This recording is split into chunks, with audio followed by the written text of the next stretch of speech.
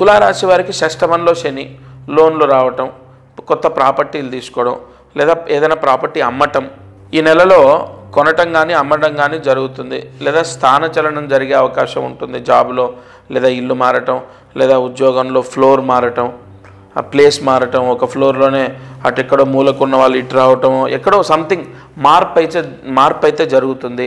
తర్వాత వ్యాపారం చేసే వాళ్ళకు కూడా బాగానే ఉంటుంది. గురువు దృష్టి తులారాశి పైన ఉంది కాబట్టి వ్యాపారస్తులకు బాగానే ఉంటుంది. పెద్దగా భారీగా ఆదాయం అని కాదు, కానీ గత నెల కన్నా ఈ నెల బాగుంటుంది.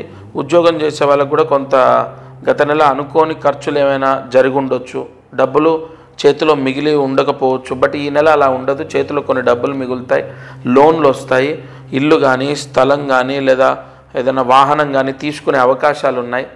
ముఖ్యంగా విదేశాల్లో ఉన్న వాళ్ళకి ఈ నెల చాలా మంచి జరిగే అవకాశం ఉంది. తులారాశి వారికి ఇక్కడి నుంచి విదేశాలకు వెళ్ళి జాబ్ ద్వారా వెళ్దాము, లేదా ఒక వర్కర్, ఇప్పుడు ఇక్కడ మనకు కొన్ని కంట్రీస్ ఉంటాయి కదా, అరబ్ కంట్రీస్ ఉంటాయి, అక్కడికి వెళ్ళి జాబ్ చేయాలని మనం లేబర్ వర్క్ చేద్దామని చెప్పి ఇక్కడి నుంచి ప్రయత్నం చేస్తూ ఉంటాం కన్సల్టెన్సీ ద్వారా.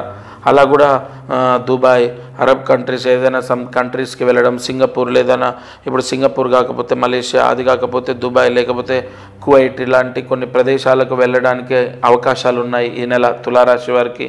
అలాగే విదేశాలకు వెళ్ళడానికి వీసా రావడానికి UK, Australia, Canada and USA ఈ ప్రాంతాలకు కూడా వెళ్ళి అక్కడ చదువుకుందాం అనుకునే వాళ్ళకు కూడా ఈ నెల బాగుంటుంది తులారాశి వారికి.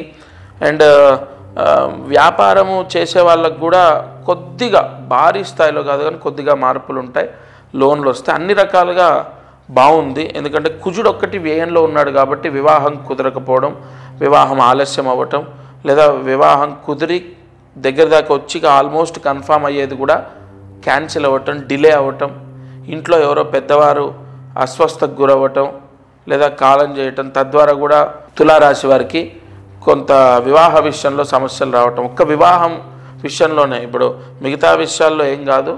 అండ్ వివాహ విషయంలో వివాహం పెట్టుకున్న వాళ్ళకు మాత్రం తులారాశి వారికి కొంత ఇబ్బందులు జరిగే అవకాశాలు ఉంటాయి. పెళ్లి కుదరకపోవడం కానీ, క్యాన్సిల్ అవ్వడం కానీ, లేదా డిలే అవ్వటం కానీ, పెండింగ్ పడడం కానీ. మిగతా వాళ్ళు తులారాశి వాళ్ళు ఉన్నారనుకోండి, వాళ్ళకి ఏమి ఇంట్లో పెద్దవాళ్ళకి ఏదో జరిగిపోవటము, ఏదో ఆటంకాలు రావడం, ఇవేమీ జరగవు. సంపూర్ణ సుబ్రహ్మణ్య అనుగ్రహం ఉంది ఈ రాశి వారికి ఈ నెల. అయితే వీలైతే సుబ్రహ్మణ్య స్వామి దేవాలయానికి వెళ్తే మంచిది. అండ్ ఈ నెల ఆఖరిలోపు సుబ్రహ్మణ్య స్వామి గుడికి వెళ్ళాలి. అండ్ సుబ్రహ్మణ్య స్వామికి వీరు పుట్టినటువంటి నక్షత్రంలో, అంటే తులారాశికి ఏ నక్షత్రాలు ఉంటాయి, ఒకటి చిత్త, రెండోది స్వాతి, మూడోది విశాఖ, ఈ నక్షత్రాల్లో సుబ్రహ్మణ్య స్వామికి అభిషేకం చేపిస్తే మాత్రం సర్వ దోషాలు పోతాయి ఈ నెల. ఎందుకంటే శ్రావణ మాసం కదా, ఇది చాలా పవర్ఫుల్ పరిహారం. వెంటనే వివాహం కుదురుతుంది. మీరు చిత్తా నక్షత్రం మీదైతే చిత్తా నక్షత్రంలో, స్వాతి నక్షత్రం అయితే స్వాతి నక్షత్రంలో, విశాఖ నక్షత్రం అయితే విశాఖ నక్షత్రంలో, ఆ నక్షత్రంలో సుబ్రహ్మణ్య స్వామికి అభిషేకం చేయించండి.